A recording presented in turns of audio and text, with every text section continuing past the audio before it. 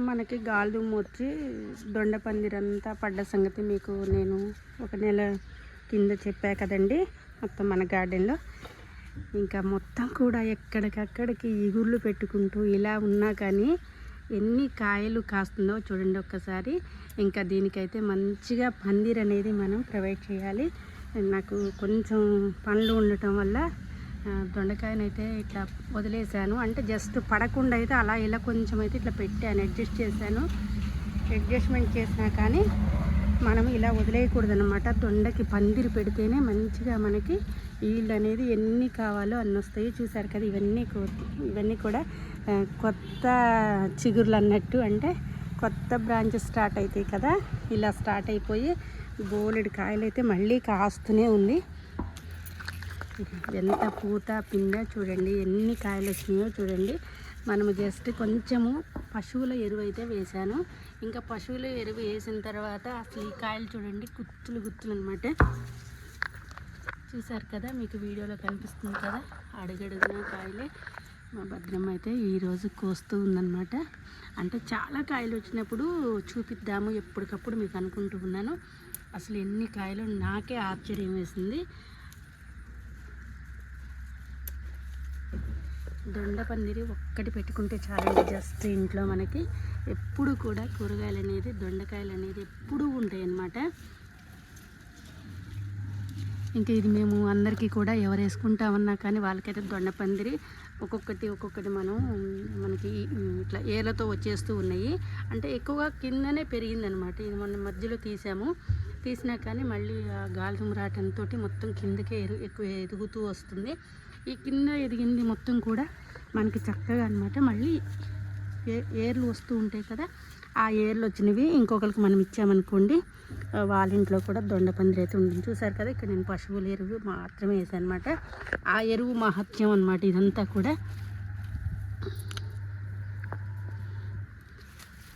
ఇంకా మనకి అడుగడుగున కాయలే. కానీ నాకు ఇలా నేను అంటే పందిరి పడిపోయింది కదండి, కొంచెం అట్లా వంగోవటం కష్టమవుతుంది. ఇక్కడ మొన్న కోసినప్పుడు ఎక్కువ లేవు, కానీ ఈరోజు అయితే బండిని కాయలు ఉన్నాయి అనమాట. చూసారు కదా. ఇంకా నెక్స్ట్ అయితే అసలు ఎన్ని పిందెలు ఉన్నాయో అండి, ఇవన్నీ కూడా నెక్స్ట్ బాగా వస్తాయి. ఇవన్నీ ఇక్కడంతా అనమాట కింద పడిపోయేసరికి మొత్తం దొండ చెట్టుకి కింద వైపు ఎక్కువ కాయలు, పిందెలు. ప్రతి పిందె చూడండి ఎలా ఉందో, భలే ఆనందం అయితే వేస్తుందండి నాకైతే మాత్రం. ఇంకా ఎళ్ళాడుతూ కాయలు చూడండి.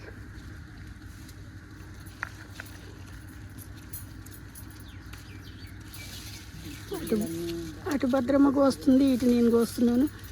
ఈరోజైతే చాలా కాయలు వచ్చేటట్టున్నాయి మనకి. చూసారు కదా.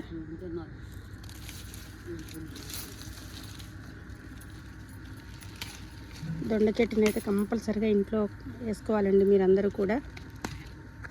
అంటే నాకు దొండ వేసిన తర్వాత మనకి ఎప్పుడు కూర కూడా ఎంత బాగుంటుంది, ఎంత టేస్ట్ ఉంటుందో. భద్రమ్మ ఇటు ఒక్కసారి పట్టవా, అది గిన్నె అట్టున్నావా? ఓకే, చెప్పారు కదండి. హైట్ పందిరి లేకపోయేసరికి ఇంకా మనకి నడవటం కూడా కష్టమవుతుంది అనమాట, అటు ఇటు. అందువల్ల పందిరితో చూసారు కదా, ఇటు కూడా వెళ్ళిపోతూ. నువ్వే కొయ్యకు అంటే ఇటువైపు ఉన్నవి కోస్తున్నా నేను.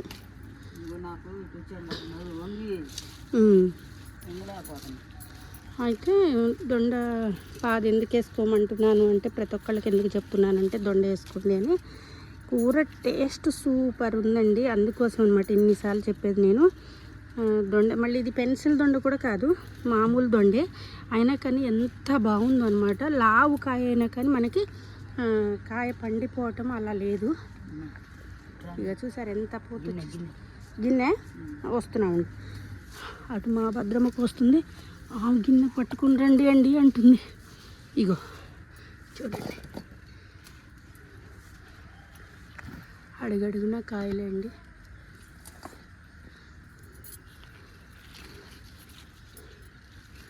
అందుకోసం అనమాట, అంటే టేస్టీగా ఉంది కాబట్టి ఇలా ఒక్కసారి ఇంట్లో అయితే మనం వేసుకోవాలి దొండపాదిని. ఎందుకంటే మనం మార్కెట్లో తెచ్చుకునే కాయల కంటే కూడా దొండకాయలు మన ఇంట్లో అయితే ఏమో టేస్ట్ ఉంటాయి. ఈ లోపల చూడండి వీటిని కోయలేమనుకున్నాయి. ఇవి చక్కగా మనం ఎందుకు వదులుతాం, ఎక్కడెక్కడ ఎతికి మరి పట్టుకొని అయితే కాయలన్నీ కోస్తామండి మేము ఇప్పుడు. ఇంకా చూసారు కదా వీడియో, మీకు ఇన్ని కాయలు వచ్చినప్పుడు మళ్ళీ ఒక్కసారి వీడియో తీద్దాము అంటే, మనం పాపం చెట్టు పందిరి పడిపోయినా కానీ ఇలా మళ్ళీ మనకి వచ్చి దొండకాయలను అయితే చక్కగా ఇస్తుంది. ఇంకా దీనికైతే తొందరగా పందిరి పెట్టేసుకోవాలి మళ్ళీ మనం, ఎందుకంటే ఇది ఇంత పాకుతూ ఉంది కాబట్టి దీన్ని తొందరగా మనం పందిరి అనేది ప్రొవైడ్ చేసామనుకోండి, ప్రొవైడ్ చేస్తే మంచిగా ఇంకా బోలెడు కాయలు కాస్తుంది. ఇదండి మా దొండ చెట్టు విశేషాలతోటి. ఇంకా మేము అన్ని కాయలు అయితే కోసేసుకుంటాము. ఈ వీడియో మీకు నచ్చుతుంది అని చెప్పి మనస్ఫూర్తిగా కోరుకుంటున్నాను. Thank you.